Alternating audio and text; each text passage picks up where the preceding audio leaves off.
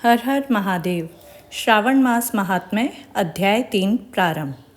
श्रावण मास में की जाने वाली भगवान शिव की लक्ष्य पूजा का वर्णन। सनत कुमार बोले, हे भगवान, आपने श्रावण मास के संक्षिप्त वर्णन किया है। हे स्वामिन, इससे हमारी तृप्ति नहीं हो रही है, अतः आप कृपा करके विस्तार से वर्णन करें, जिसे सुनकर हे सुरेश्वर मैं कृतकृत्य हो जाऊंगा।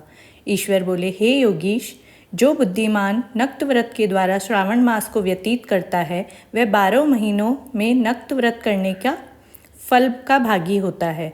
नक्त व्रत में दिन की समाप्ति के पूर्व सन्यासियों के लिए एवं रात्रि में गृहस्थों के लिए भोजन का विधान है। उसमें सूर्यास्त के बाद की 3 घड़ियों को छोड़कर नक्त भोजन का समय होता है। सूर्य के अस्त होने के पश्चात 3 घड़ी संध्या काल होता है। संध्या वेला में आहार, मैथुन, निद्रा और चौथा स्वाध्याय, इन चारों कर्मों का त्याग कर देना चाहिए। गृहस्थ और यति के भेद से उनकी व्यवस्था के विषय में मुझसे सुनिए। सूर्य के मंद पड़ जाने पर जब अपनी छाया अपने शरीर से दुगनी हो जाए, उस समय के भोजन को यति के लिए नक्त भोजन कहा गया है। रात्रि के भोजन उनके लिए नक्त भोजन नहीं होता है। तारों के दृष्टिगत होने पर विद्वानों ने गृहस्थ के लिए नक्त कहा है। यति के लिए दिन के 8वें भाग के शेष रहने पर भोजन का विधान है।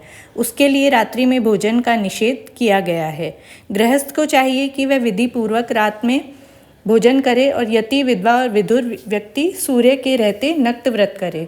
विधुर व्यक्ति यदि पुत्रवान हो तब भी उसे रात्रि में नक्त व्रत करना चाहिए। अनाश्रमी हो अथवा आश्रमी हो अथवा पत्नी रहित हो अथवा पुत्रवान हो, उन्हें रात्रि में नक्त व्रत करना चाहिए।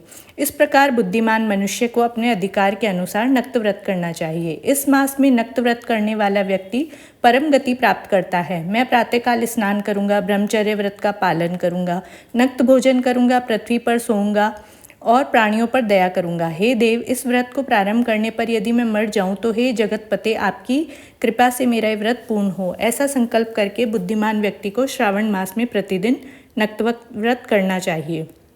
इस प्रकार नक्त व्रत करने वाला मुझे अत्यंत प्रिय है। ब्राह्मणों के द्वारा अथवा स्वयं ही अतिरुद्र, महारुद्र अथवा रुद्र मंत्र से महीने भर प्रतिदिन अभिषेक करना चाहिए। हे वत्स, मैं उस व्यक्ति से प्रसन्न हो जाता हूँ क्योंकि मैं जलधारा से अत्यंत प्रीति रखने वाला हूँ।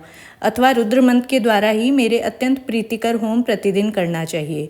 अपने लिए जो भी भोज्य पदार्थ अथवा सुख भोग की वस्तु अति प्रिय हो, उसे संकल्प करके श्रेष्ठ ब्राह्मणों को प्रदान करके स्वयं महीने भर तक उन पदार्थों का त्याग करना चाहिए। हे मुने, अब उसके बाद उत्तम लक्ष्य पूजा विधि को सुनिए। लक्ष्मी चाहने वाला अथवा शांति की इच्छा रखने वाले मनुष्य को लक्ष्य विप्लव पत्रों या लक्ष्य दुर्वा दलों से शिव की पूजा करनी चाहिए। आयु की कामना करने वाले को चंपा के लक्ष्य पुष्पों की, विद्या चाहने वाले को मल्लिका, चमेली के लक्ष्य पुष्पों से श्रीहरि की पूजा करनी चाहिए। शिव तथा विष्णु की प्रसन्नता लक्ष्मी के दलों से सिद्ध होती है।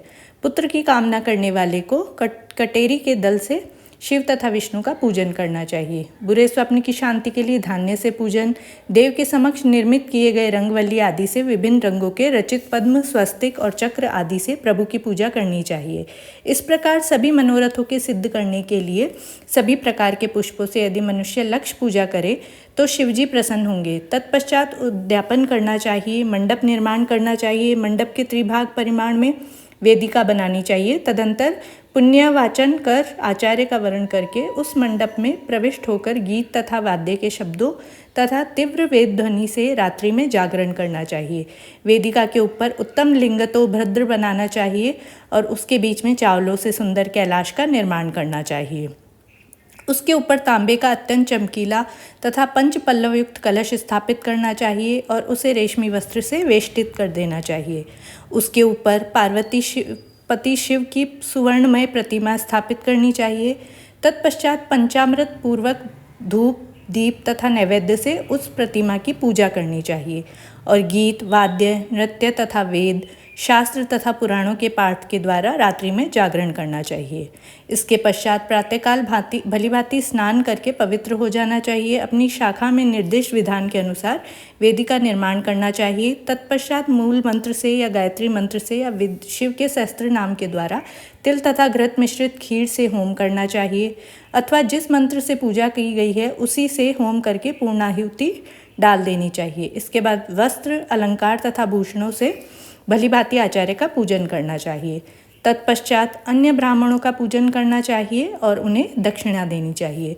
जिस जिस वस्तु से उमापति शिव की लक्ष्य पूजा की हो उसका दान करना चाहिए। स्वर्णमयी मूर्ति बनाकर शिव की पूजा करनी चाहिए। यदि दीप कर्म किया गया हो तो उस दीप का दान करना चाहिए। चांदी का दीपक और स्वर्ण की वर्तिका अर्थात बत्ती बनाकर उसे गोघृत से भरकर सभी कामनाओं और अर्थ सिद्धि के लिए उसका दान करना चाहिए। इसके बाद प्रभु से क्षमा प्रार्थना करनी चाहिए और अंत में 100 ब्राह्मणों को भोजन कराना चाहिए। हे मुने, जो व्यक्ति इस प्रकार पूजा करता है मैं उस पर प्रसन्न होता हूँ। उसमें भी जो श्रावण मास में पूजा करता है उसका अनंत फल मिलता है। यदि अपने लिए कोई अत्यंत प्रिय वस्तु मुझे अर्पण करने के विचार से इस माह में त्यागता है तो उसका फल सुनिए। इस लोक में परलोक तथा उसकी प्राप्ति लाख गुना अधिक होती है। सकाम करने से अभिलिषित सिद्धि होती है और निष्काम करने से परम गति मिलती है। इस मास में रुद्राभिषेक करने वाला मनुष्य उसके पाठ के अक्षरों की संख्या से एक एक अक्षर के लिए करोड़ करोड़ वर्षों तक रुद्रलोक में प्रतिष्ठा प्राप्त करता है। पंचामृत का अभिषेक करने से मनुष्य अमृतत्व प्राप्त करता है।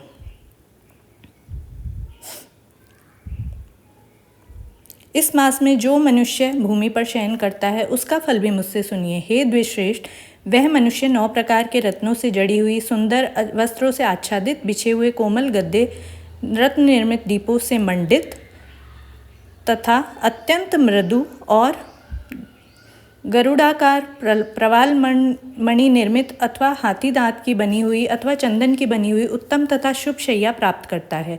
इस मास में ब्रह्मचर्य का पालन करने से वीर्य की दृढ़ पुष्टि होती है। ओज, बल, शरीर की दृढ़ता और जो भी धर्म के विषय में उपकारक होते हैं वह सब उसे प्राप्त हो जाते हैं। निष्काम ब्रह्मचर्य व्रती को साक्षात ब्रह्मा पद प्राप्ति होती है और सकाम को स्वर्ग तथा सुंदर देवांगनाओं की प्राप्ति होती है। इस मास में दिन रात अथवा केवल दिन में अथवा भोजन के समय मौन व्रत धारण करने वाला भी महान वक्ता हो जाता है। व्रत के अंत में घंटा और पुस्तक का दान करना चाहिए। मौन व्रत के महात्म्य से मनुष्य सभी शास्त्रों में कुशल तथा वेदांग में पारंगत हो जाता है तथा बुद्धि में बृहस्पति के समान हो जाता है। मौन धारण करने वाले का किसी से कलह नहीं होता, अतः मौन व्रत अत्यंत उत्कृष्ट है। इस प्रकार श्री स्कंद पुराण के अंतर्गत ईश्वर सानत्व कुमार संवाद में श्रावण मास महात्म्य के नक्तलक्ष पूजा का 3रा अध्याय पूर्ण हुआ। हर हर महादेव। ये कथा सुनने के लिए आपका बहुत बहुत धन्यवाद।